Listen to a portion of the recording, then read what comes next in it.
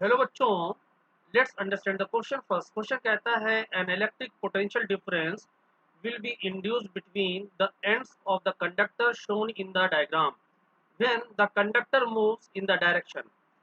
देखो यहाँ पर हम जानते हैं कि जो हमारी मैग्नेटिक फील्ड है वो इस डायरेक्शन में होगी।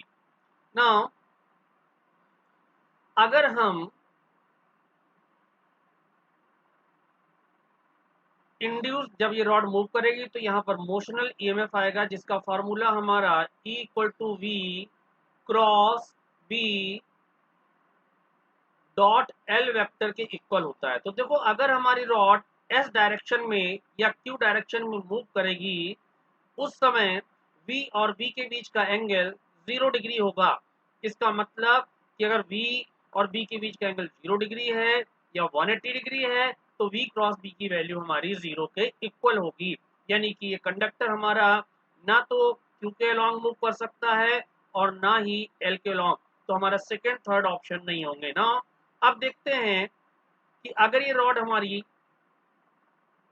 पी के अलोंग मूव कर रही है ना, पी के अलोंग अगर मूव करेगी तो देखो यहाँ से जब पी के अलोंग मूव करेगी तो इस डायरेक्शन में वेलोसिटी है, मैग्नेटिक फील्ड ऐसे है। तो अगर हम यहाँ पर v क्रॉस b निकालेंगे तो v क्रॉस b हमारा आएगा downward direct, v cross b आएगा अपवर्ड डायरेक्शन में।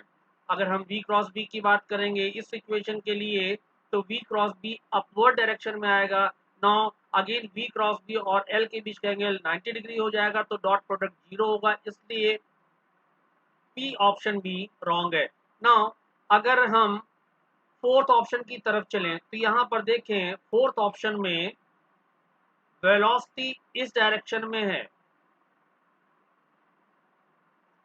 मैग्नेटिक फील्ड इस डायरेक्शन में है और लेंथ ऐसे है।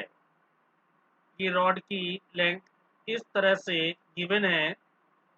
तो अगर हम यहाँ से v क्रॉस b की बात करें, v से b की तरफ जाएंगे तो जो v क्रॉस b है ये हमारा पैरेलल हो जा रहा है l वेक्टर के, यानी दोनों के बीच का एंगल हमारा 0 हो गया। हम जानते हैं cos 0 की वैल्यू 1 होती है, यानी यहाँ पर जो हमारा ईएमएफ इंड्यूस होगा उसकी value E is equal to V B L के इक्वल हो जाएगी, जहाँ पर v कंडक्टर की वेलोसिटी है, b मैग्नेटिक फील्ड है, l इसकी लेंथ है। इसका मतलब हमारा फोर्थ ऑप्शन करेक्ट है।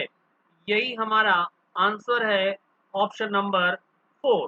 Hope you understood it well. Best of luck.